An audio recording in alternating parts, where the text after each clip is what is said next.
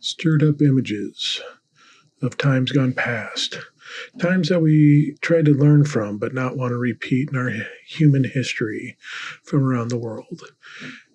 Things being done and alluded to accidentally or more intentionally, trying to be subtle in how they're doing things. It elicits feelings in ourselves, feelings of people that see these things and recognize the symbolism and the statute of it, and see as Candy's digging around in her chair, pulling out notes. She's getting ready for this one, folks. That these imageries stir up and elicit emotions and things in us that bring up fear. And is it justifiable to have this fear? Is it something we need to be afraid of itself and be concerned and worried about what's going to help to our fellow citizens and everyone else in this world that we live in? Well, we'll start looking into it and see where we end up on this episode tonight. Because really, all we have to fear is fear itself. On Drop the Stones.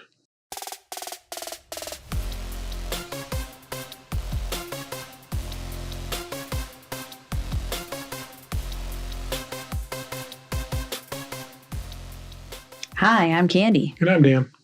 And you're listening to Drop the Stones, a weekly podcast brought to you by Lennon. The Human Defamation League. Human Defamation League? Yeah. They're definitely on board trying to figure out what's going on in our thing here. So we're doing this the week of inauguration, and of course the hot button topics now that will probably be forgotten when this episode comes out. So we'll remind you of the salutes and everything done at the inauguration. My heart is with you. Bang your chest. When does this come out? February 6th. So 2 weeks from now, maybe? February 5th, yeah. Okay. So it stirred up emotions with a lot of people, a lot of conversation and everything else. And it's brought a lot of fear of what's this, everything's coming true, what we thought, how we felt, of what this administration was going to bring. So or it looks that way, right?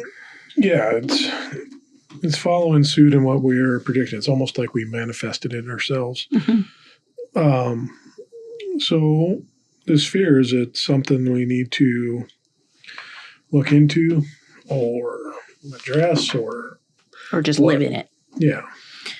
Well, I think that we either face our fears or we live in them. So that's our options. You can't run from your fear because that's really living it. It will just chase you. It will follow you wherever you go.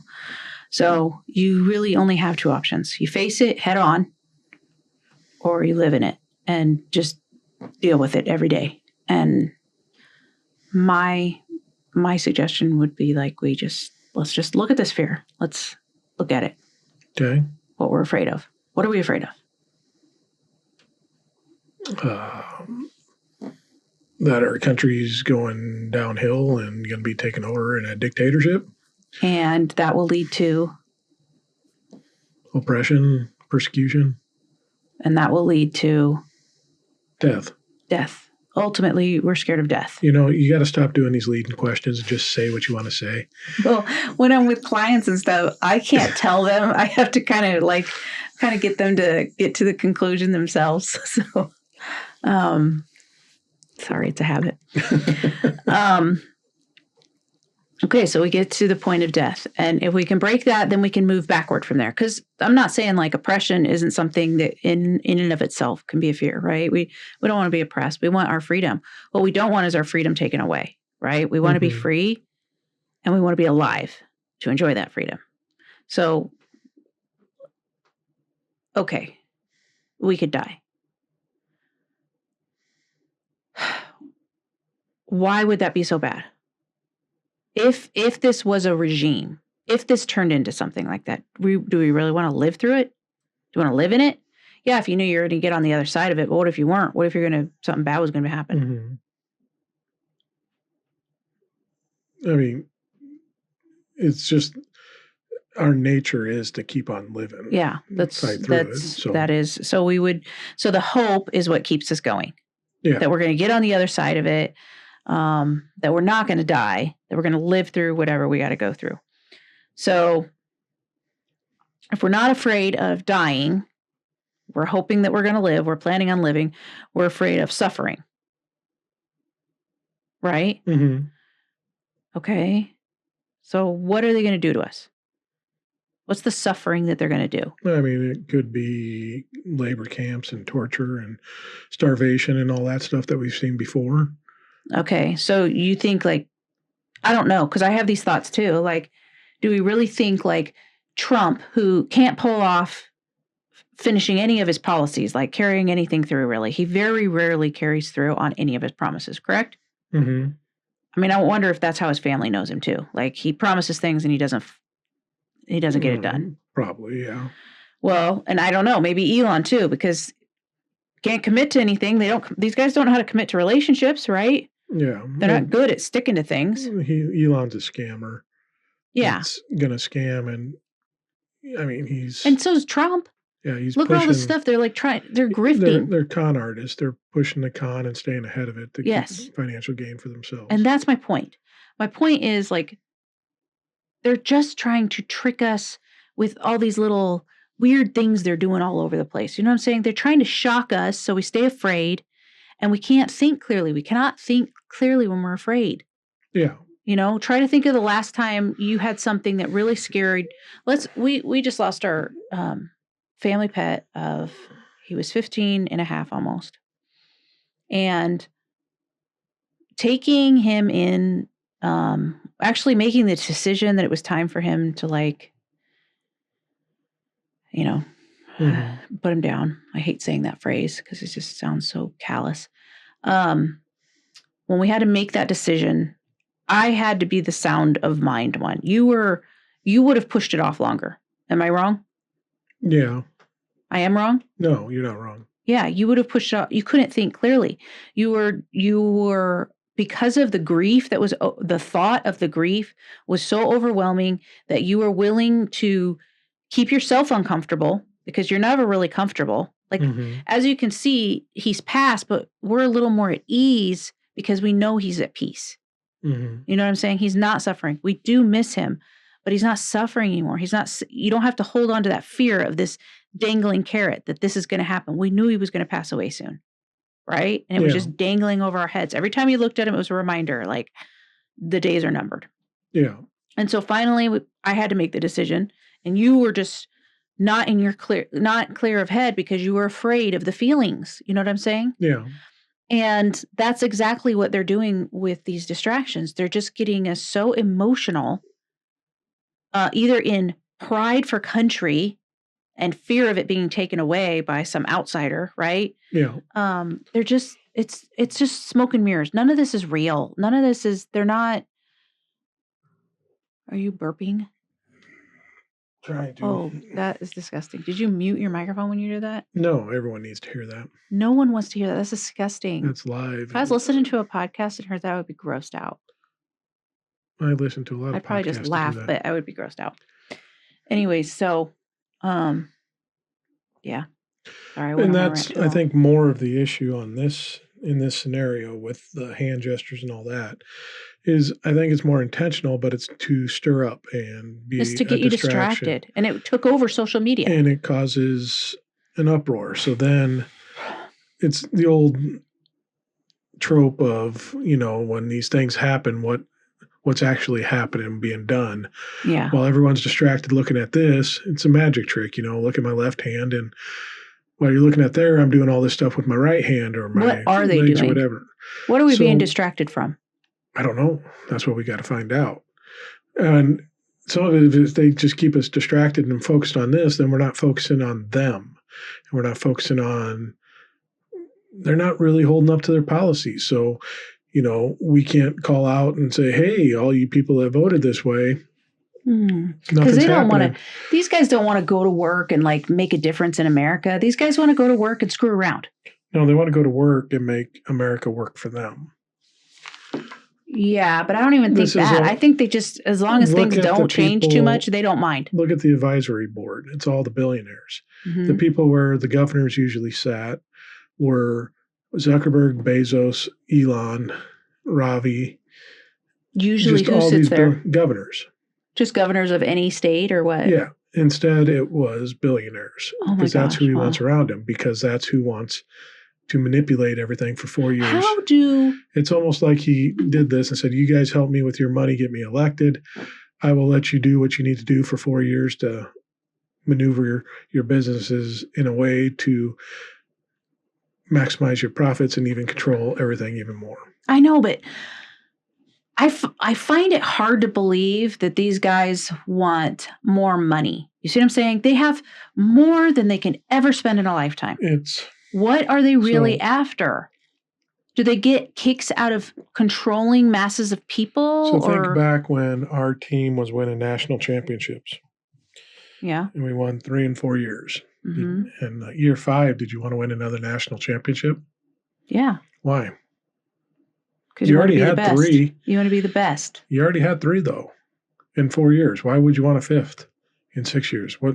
But I wouldn't want to see other people suffer because we were winning. Everyone else I guess was they suffering. were suffering. You weren't. In a sense, very lightly using the word suffering. You didn't care about that. You actually gloated in that we were better. That's true. So this is just a competition between these guys. Oh, to these guys, this is what it is. This is a game to these guys because they don't need it. They have more than what they need. But instead, we're going to get out and whip them out, fellas. Let's see whose dick's bigger now.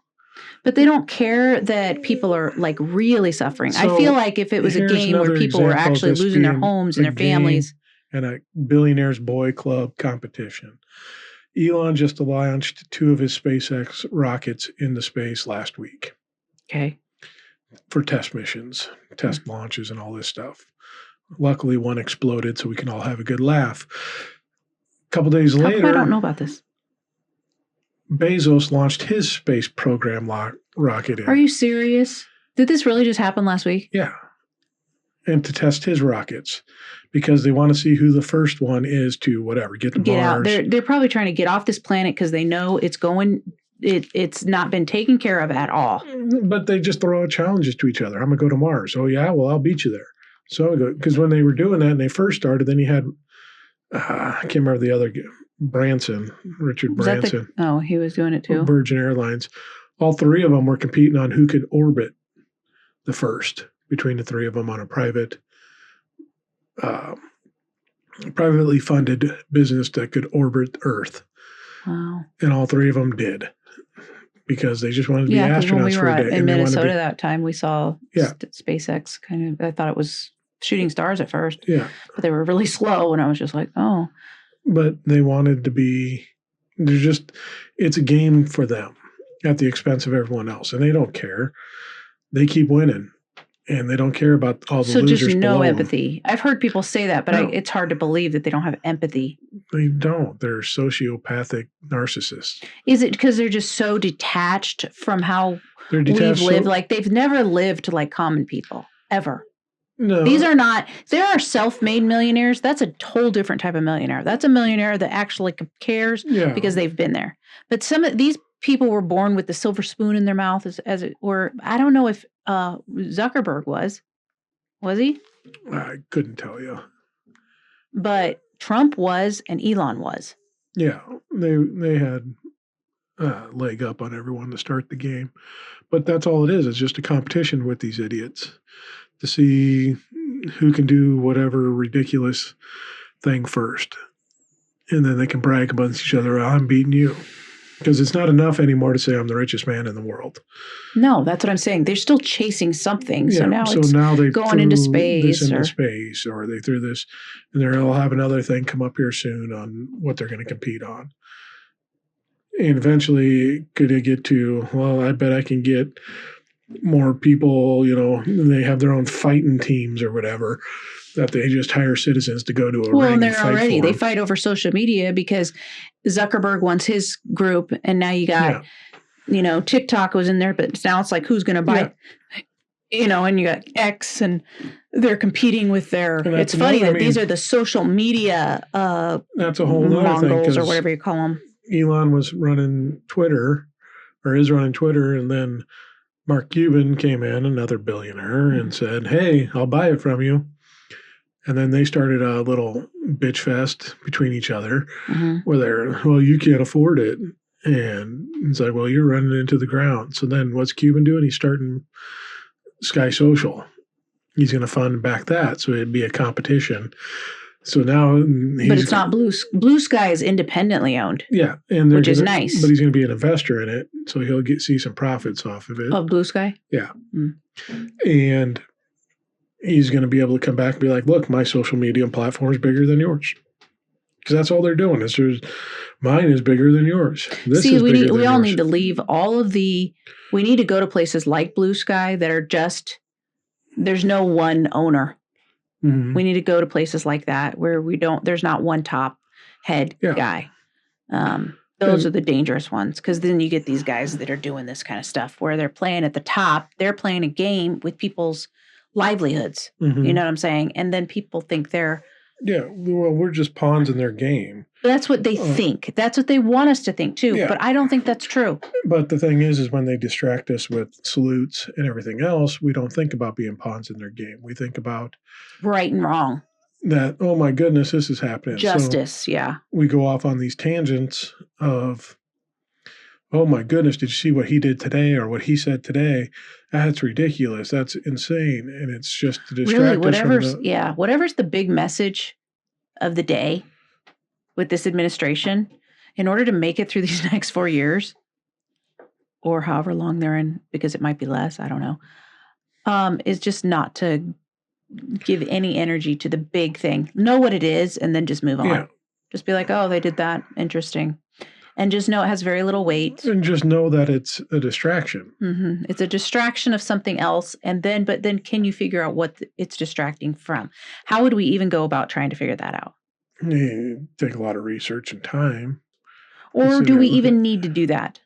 No, I mean, you can kind of understand what their end goal is. This whole thing right now is about the Billionaires Boy Club. But that's what we think it is. Each other. Is that what it really is? Pretty much. This is open, behind the scenes. How are we going to get richer? How are we going to strangle more of the wealth of the country? It does look like when you saw the inauguration, they were sitting there and that bishop was talking to him. Yeah. It just looked like a Downton Abbey kind of, it's like all the wealthy sitting there together. You know what I'm saying? It looked so strange. And the thing is, it's not about political party really either. No, it's not anymore. Because they're going to help each other scratch each other's back and help each other get richer. Because as long as they're all buddies, they are up there. Yeah. As long as the senators and congressmen and all that, no matter of party affiliation, are going to allow these people to keep getting richer and keep letting them compete and win their little game. So it is an oligarchy. They'll keep getting kickbacks from these people. We'll keep you in office. Here's a couple extra million. Thanks for that. And that's what our government's become. It is an oligarchy. Did it start off as an oligarchy? Maybe. And they just called it a republic? A republic? What's it called? No. Democratic Republic? Because there were some common men that were actually elected originally. But were they mostly wealthy? It became... You had to be a landowner. You had to be a landowner. Yeah. You couldn't even vote if you weren't a white male landowner. Yeah. So there were some... Yeah. So maybe it was built on oligarchy in a way. But it was built that way. It was built that way unknowingly. It was set up unintentionally. Yeah. So this is an oligarchy at its endpoint, not just capitalism. No, it's the end of... Because capitalism could be good if it didn't get so big. This is late-term capitalism. Yeah, which is... where all the wealth gets concentrated in... Like something has to happen here, right? The wealth is getting to a... Usually what happens is that people revolt because they can't sustain life anymore. So they get you to a point so you're so desperate. I mean, that doesn't end well for the wealthy. What do they think? They're going to get away with this and they're not going to pay for it? Objective, and I can't remember, I think one of them said it here recently, is you have to keep them... they can be hungry, but they can't be starving. So they have to have a little bit of contentment that they're getting some of their needs or met. That's what they use entertainment for, to distract us. But they don't need luxury. Yeah. They don't need to be comfortable. Yeah. So if we can keep them sustained, we're in a sweet spot. If they're not being sustained anymore, then we're in danger of them coming after us. There's a reason why Elon walks around with 10 bodyguards now. Well, and for a while he was using his own child. Yeah. The human shield. There's a reason why he's built an underground bunker. Because he knows people are going to come for him.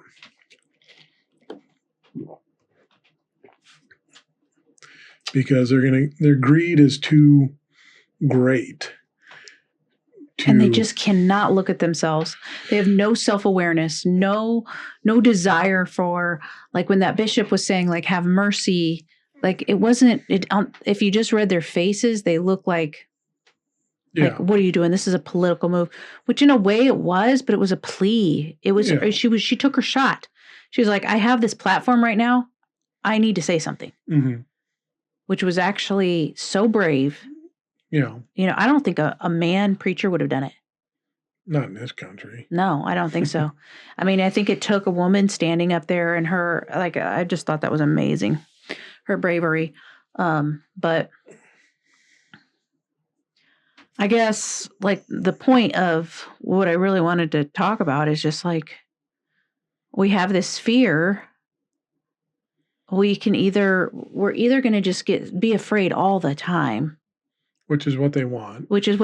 And it actually keeps us from ever changing. We are going to stay stuck. And you know what fear does. And it could get really bad. You can speak to this, what fear does to the subconscious and conscious mind. Well, it first of all, fear makes it so that you cannot think, you cannot make good decisions when you're afraid. That's you're in fight, flight. Think of fight, flight. Think when most of us have had a situation where we thought we were going to get hit by a car, or we were going to hit a car, right? And that fight flight turns on for a second where your breathing picks up really strongly. You really don't remember all the details of it. You just remember, some of it, right? Yeah. Or you don't remember anything around you. You just remember the exact incident. Maybe you know that in very, very good detail, but just what was happening between you and that car. You don't know what was going on over here. You know what I'm saying? So you're hyper focused on very little, a very narrow focus, which is hypnosis. You're in hypnosis. And, but you can't think clearly because you can't think of all the stuff. You don't know exactly what happened all the way around. Yeah. So try to make a decision about, like, your taxes in that moment. It would be impossible because you cannot concentrate on it. So that's what they're trying to do. They're trying to get us hyper-focused on certain things over here. Once that runs out, they got to come up with another one. If you've noticed over the past, TikTok is actually, this is the bad part about TikTok, is it's good at spreading it fast. Yeah. But it spreads that stuff. And we're all talking about the same thing. All of us know these things going on, and we know we learn the arguments against it. If we read the comments, we see both sides. Yeah. If we're doing that. But that's a person who's not afraid, who's actually willing to look at both sides, listening to both sides. They're not in fear. The person in fear is just feeding on more and more in that. And we've both been both of these people. Yeah. I found myself, like, getting caught in almost my brain craving to hear the drama, I think a lot of people can relate. Yeah. But it takes a lot of conscious effort to go, don't do it. Don't go to it. Don't listen to it. You know what I'm saying? Yeah. That takes a lot of energy at the beginning. But if we can start doing that more and more and more and stay out of fear more and more and more, we will start to be more solution minded, and we will start figuring out solutions to our real problems. Like, maybe we got to figure out how to deal with healthcare in this country. We can't leave it to our leaders. They're not going to figure it out. He doesn't have a plan for healthcare whatsoever. No. None. He doesn't care about it. His healthcare, his are fine. Yeah. His family's good. His friends are good. He doesn't care about us, and they don't want to spend a dime to help us get there. Yeah. He's had 10 years to figure out a plan. He's still got the greatest plan in the world. Yeah. So that's not coming, people. And in fact, if he had his way, because some of his buddies are probably these heads of these insurance companies, they would like more money from us, right? Yeah. Or to deny more claims. And they're his buddies. You help your friends, right? You're there for your friends. So he's no different because he's wealthy. He's not some magical being that cares about all the people and all the problems, even if it makes life different for him. No, he wants his life to stay the same or better. He's not wanting to lower his lifestyle at all. None of these guys are. Even if it was for the good, even though it really won't affect his lifestyle, he's not willing to do it. Mm-hmm. So to think that he would is delusional, but whatever. I'm trying to think where I was going with this train of thought. You're on fear. Okay, so we're afraid.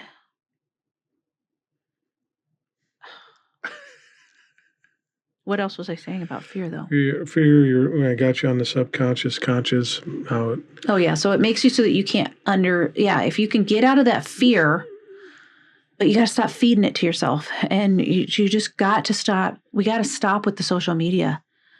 The social media is causing a lot of our problem, to be quite frank. Well, the propagation of fear throughout it. So social media can be good, just like the internet can be good it can be good and bad, right? Everything can be good and bad.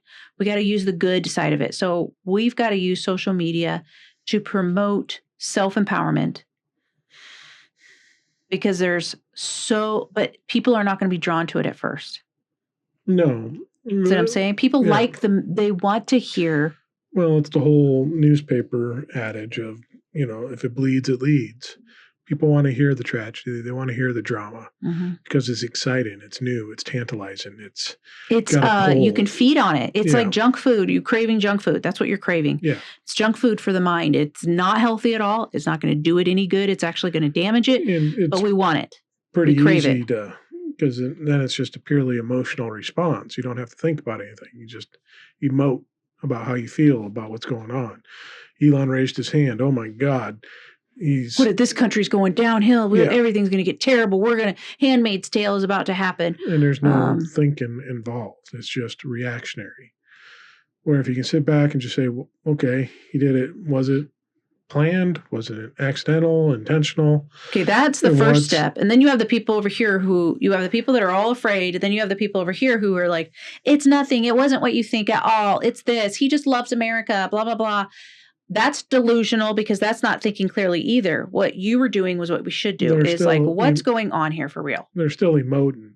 But to them, it's an emotion of, I need to validate because this is my guy. This is the one that's I can't look bad. If he looks bad, I look bad. Yeah. Because I picked him. I need to make this positive. I need to spin it this way. And the other side is like, I want him to look bad because he was the other guy. And so he better look even worse, right? Because that makes me look good. So it's all about good and evil still. And just trying to prove that we're good or we're evil. Yeah.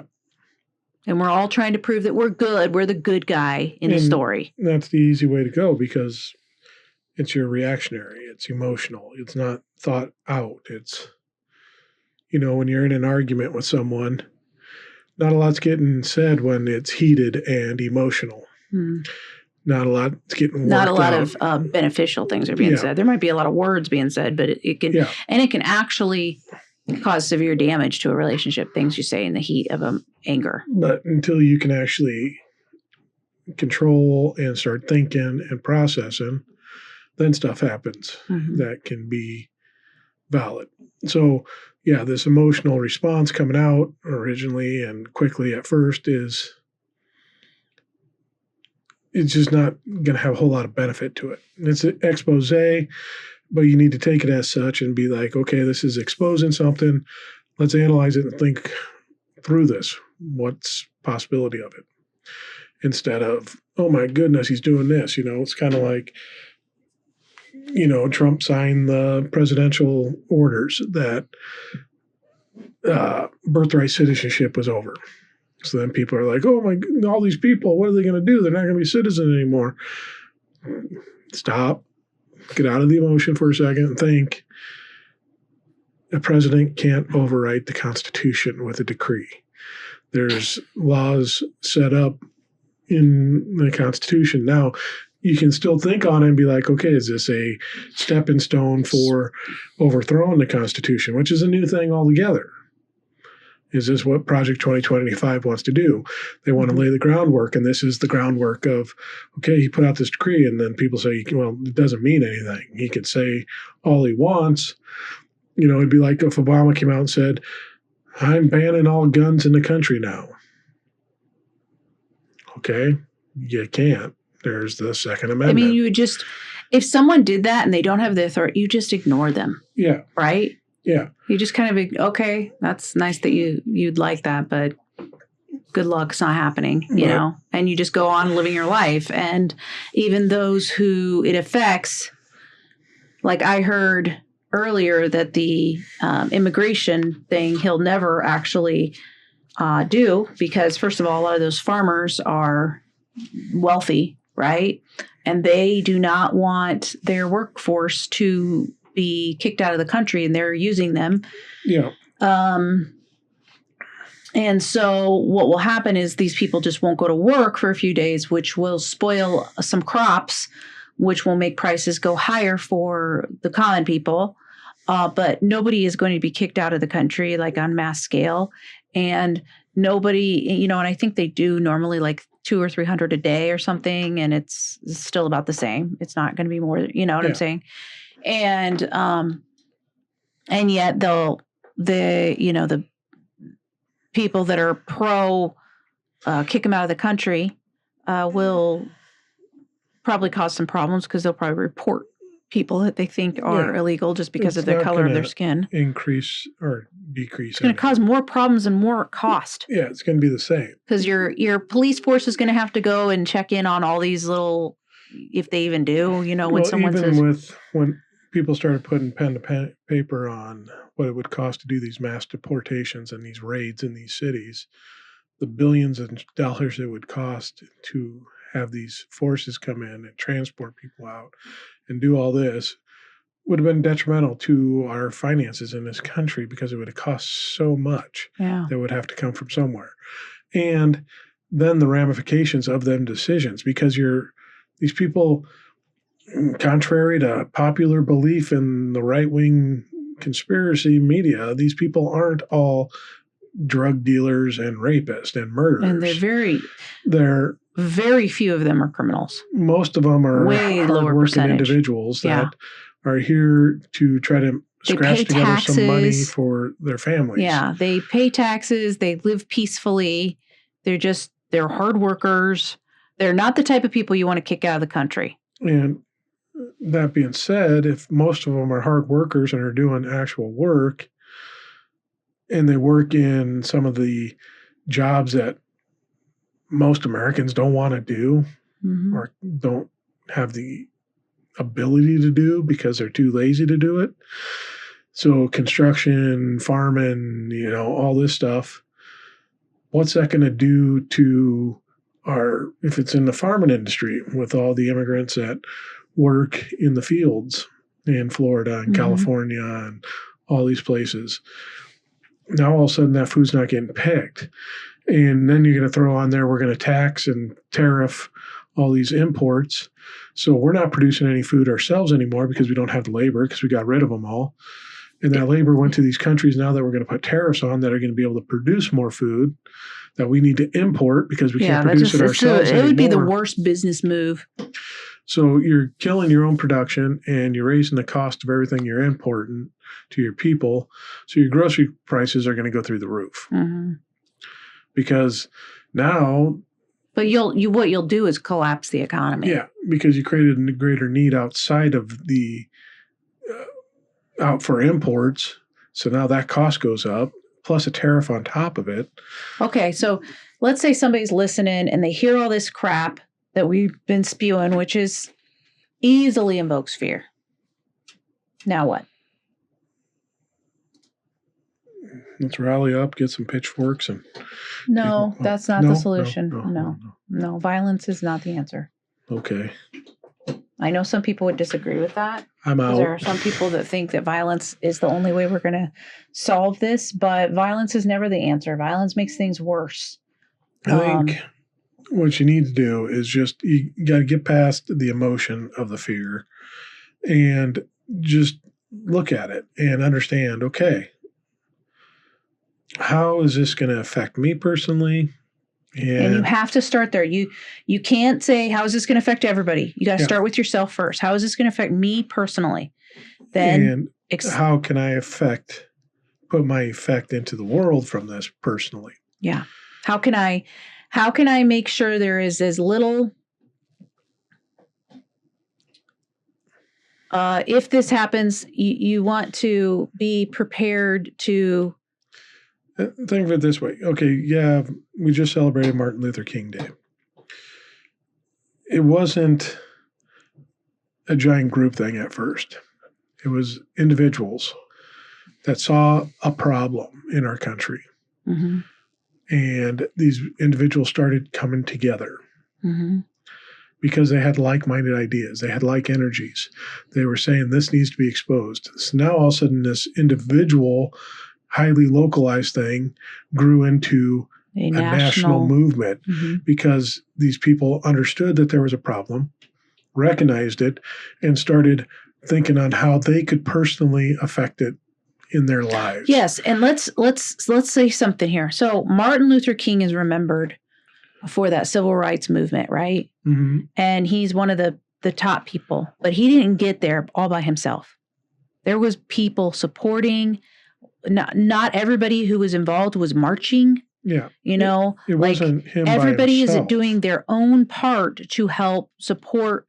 Like, that's what you really need. Instead of staying in the fear, is there anything physically I can do to help push more love, more acceptance, more self-awareness out into the world where people understand their powers inside them, right? You do your part, whatever that is you can do.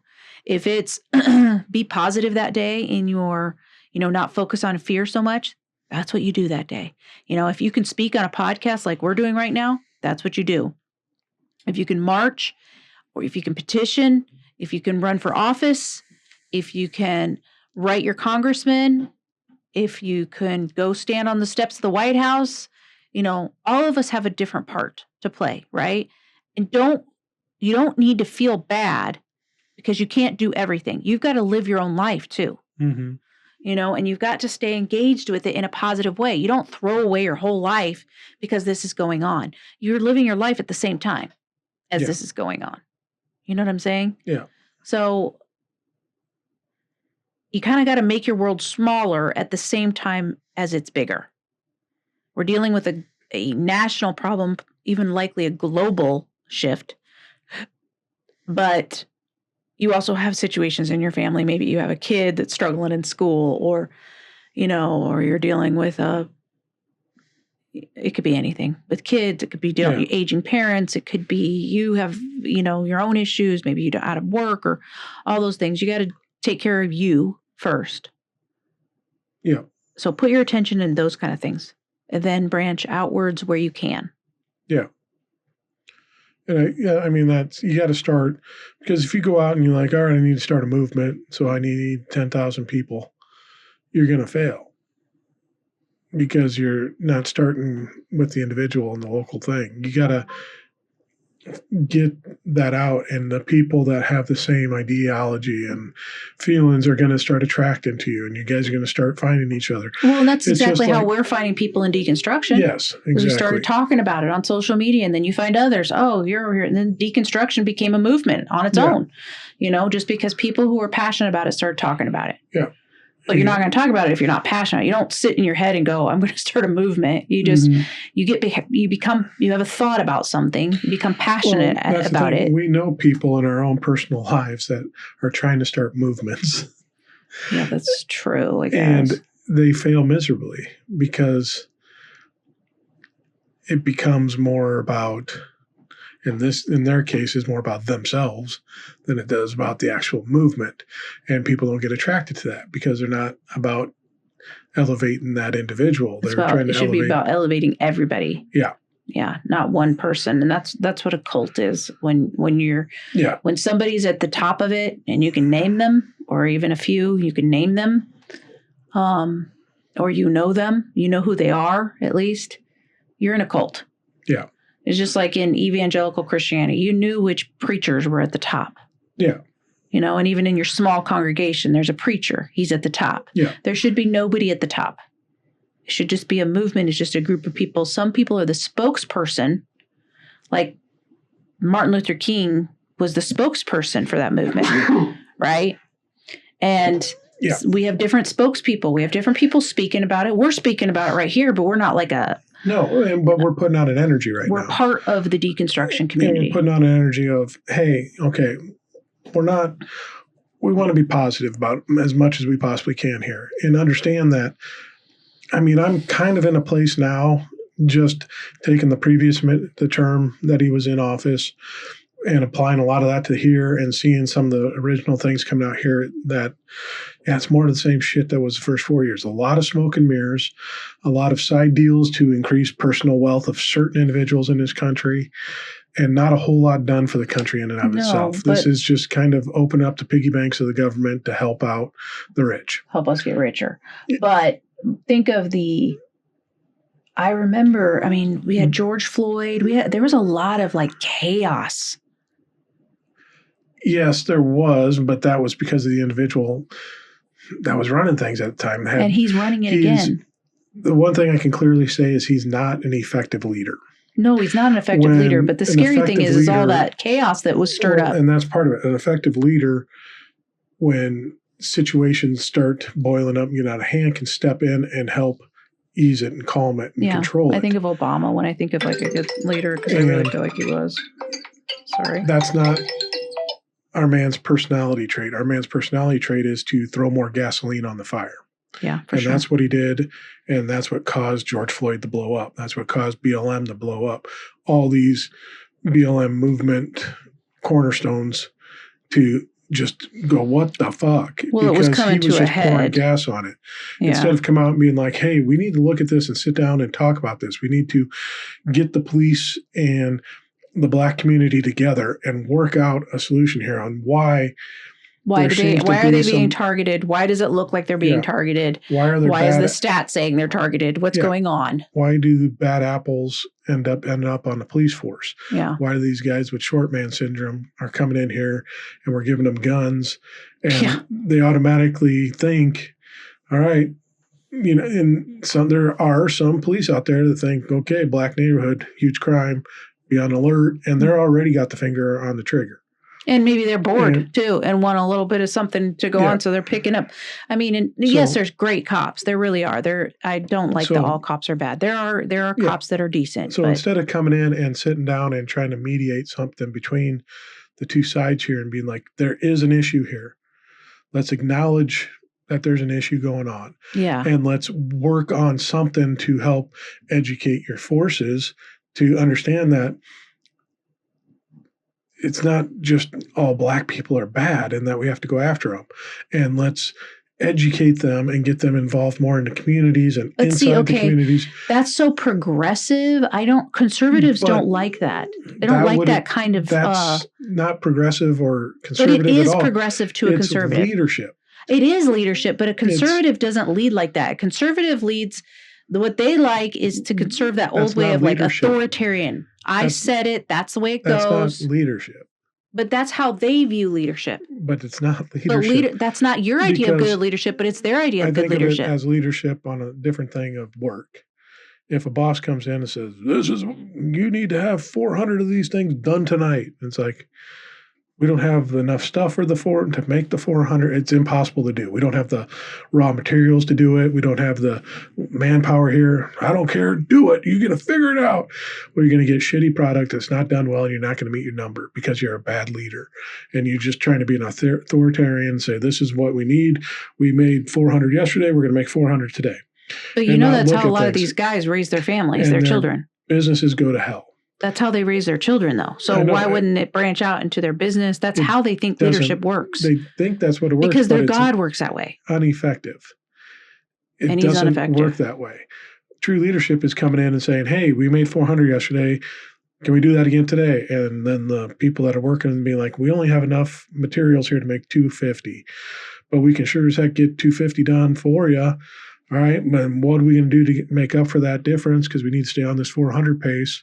How do we get more raw materials in here? And can we do more than 400 for a few days after that to get back up? And then trying to figure, that's leadership. Yeah. Working through. I would agree. That that's leadership. My point is that's not leadership to evangelicals. I know. And that's what I'm saying is in the whole George Floyd thing, get back to that, is there wasn't leadership there. It was, well, no, we need you're to the bad support guy, the we're cops. the good guy. Yeah. Thin blue line. We need to support it. And there's issues in the Black community and they need to take care of it. Yeah. That was just gasoline on the fire. Yeah. Because you didn't understand the plight of the Black man in the country and what they're dealing with every day. You didn't come alongside them to try to walk a mile in their shoes. They don't. If they get representatives, they're not like. Yeah. They're not black men like George Floyd was. They're Black men that are wealthy. You know what I'm saying? That don't have a clue what. Yeah. Other people are going through that aren't wealthy. So it's like they get more of themselves with the different skin color. Yeah, it's instead of finding the people that actually know what's going on and can actually say, hey, this is how we feel. We feel scared when a cop pulls us over because we might lose our lives. Our parents have to teach us how to protect ourselves in those situations. In my old job, we had to do a diversity training. And one of the diversity trainings was you had to go to the corporate offices and you had to sit in a room, and they designed it so it'd be uncomfortable all day long. And it was a Black man leading this thing. And he would scream and yell at all the white people in the room. And all the Black people in the room, he would kind of be friendly with. And at the end of the day, he's like, I hate these things doing this because it's not my personality.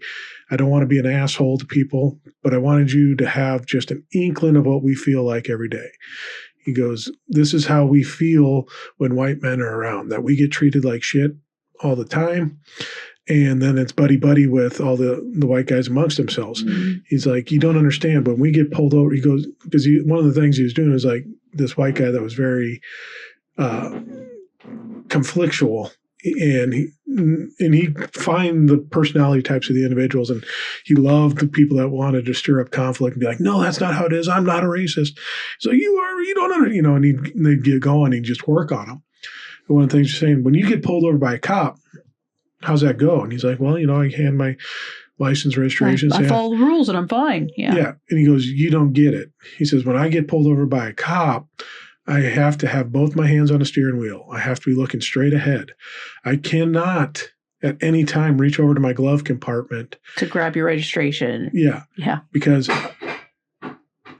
I could get shot. I think one of our kids fell down the stairs. This is my life. This is my situation because I have legitimate fears from precedents on what happens. I get treated differently just because of not who I am, but what my color of my skin is. This is how it is. And that never got addressed under the last administration. That's why Floyd got into a huge thing, because instead of coming in at the beginning of it, when the cop went in there and said, hey, okay, let's, if the president would have come in and said, all right, we need, and got, community leaders from the Black community and the police leaders said, let's figure this out. Here's my representative. He's going to mediate this. We have to understand this. So then that the Black community had an equal voice at the table to say, this is what's happening. This is how we're being treated. This is how we feel. This isn't just something made up that we're making up in our minds. This is how we feel, that we can't and act. Not just how we feel. This is, we feel this way because of this. And you can even pull up the stats. Why are we being incarcerated at such a high percentage over any other race? Yeah. Exactly. There's 13%. I think they make up 13% of the population, but they're like 70 or 80% of the incarcerated rate or something. Yeah. It's a ridiculous amount, whatever it is. Instead of doing that and trying to mediate and be an actual leader, effectual leader, he poured gas on it and said, we need to support the police. Yeah, he just picked a side. And this is what we have to do, because that's where his side falls on. He picked the side with the power. He picked the side with the power and the side that his party backs. Yeah. And said, we need to back them. And yet they're the party of law and order, and yet they have a felon in office. Figure out what happened, but we need to stay strong behind them. and basically said, I don't care about your plight and what you're going through to the Black community, and saying, I'm not going to listen to anything you have to say. It doesn't matter. They can figure it out and rule on it however it may be ruled in their investigation, but that's all we're going to do. Yeah. And that's what caused that. And that's just who he is. He's not an effectual leader. No. So when chaos erupts, it's going to get more chaotic with him. See, that's what that stirs up my anxiety, because I remember how scary that felt. You didn't know what was happening to people. You felt so sad. You know, we have empathy. So it's like, it was scary. Remember Breonna Taylor or whatever? Like her house got broken into and she's sleeping, I think, and she got shot. Just those kinds of things were so scary. And I can't even imagine. I'm a white woman.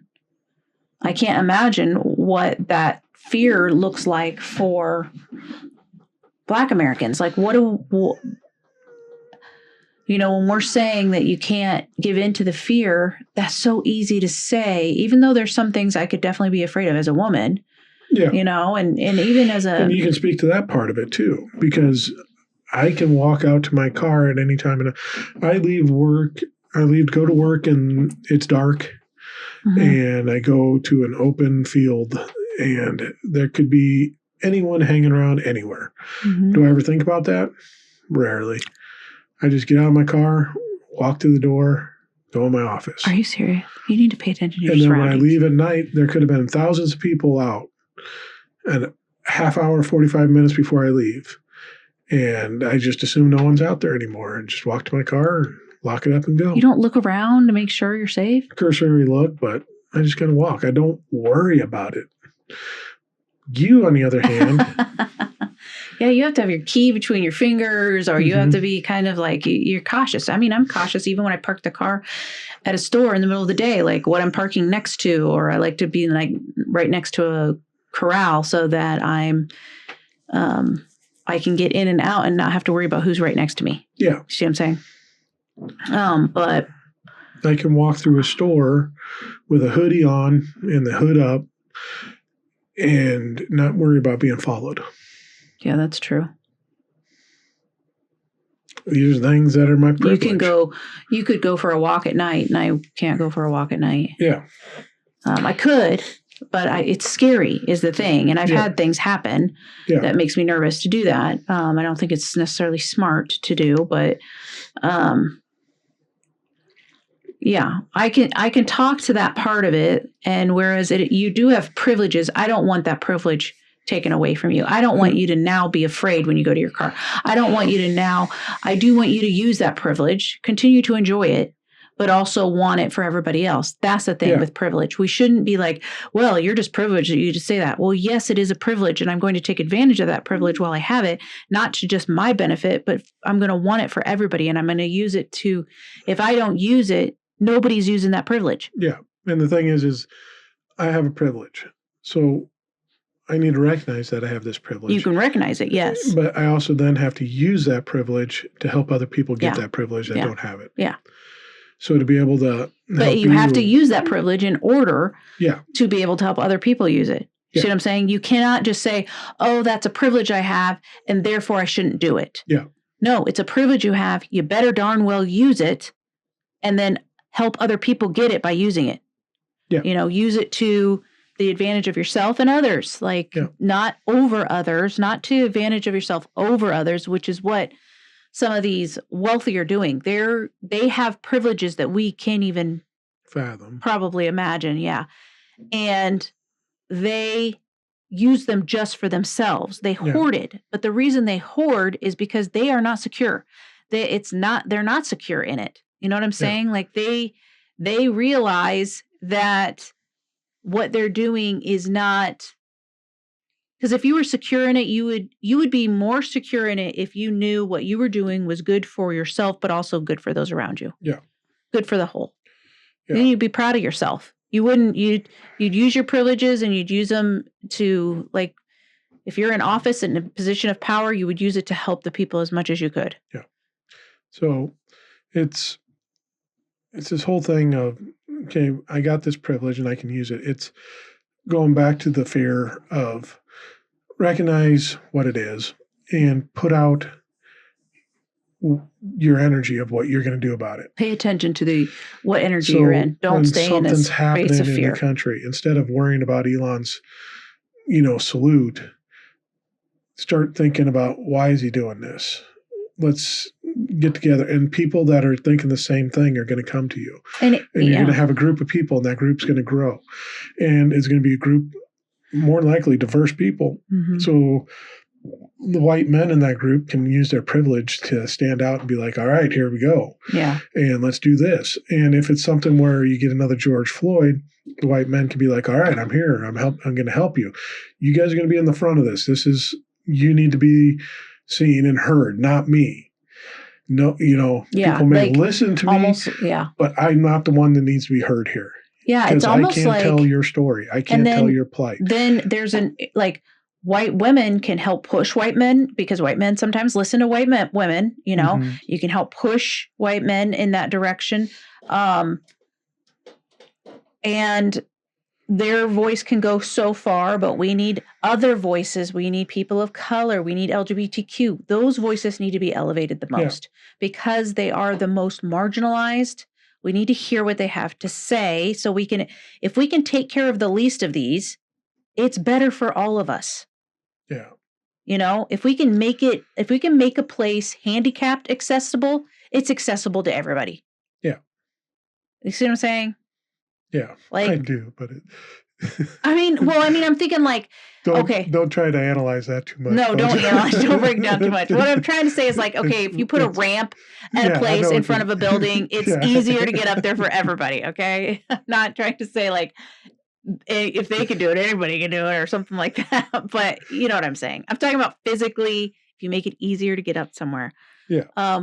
But we need to, and if we take care of reproductive issues for LGBTQ or transgender people, if we provide health care in that area so that they can understand their bodies, because it does involve their reproductive system too, right? They're having, that all plays into the dysmorphia or whatever it's called. If you have that taken care of, you probably are taking care of all the basics of straight people. You know what I'm saying? Because that would all be figured in. If you're taking care of the most, I don't know how to say it. That, if you're taking care of these people that are in the small percentage, it's going to include, you don't put all your focus there and that's all you focus on, but you include them. If you include humanity as a whole, instead of trying to isolate it to only the rich white mass, only the majority, then things will get done and be more effective in the world. And that's kind of where we're at, is we're in a system where it's the ideology of rich white men. This is how they want to live life, and this is how we're going to live life. And we're fighting against that system, and I think you and me and a lot of people that listen and would agree is we want a diverse opinion on how things should work. So It's not just about the rich white men. It's about the white men, the white woman, the black man, the black woman, the brown man, the brown woman, the transgender, indigenous people, lesbians, the gays, all of them. Let's all everybody needs to be represented. Yeah. In some way. Let's put everyone's opinion in here and see what's going to be the best course of action. Yeah. That's going to benefit everybody instead of in one group. Yeah. I guess some people would say that's ridiculous because things just break down into smaller fractions, and how are you going to represent everybody? Yeah.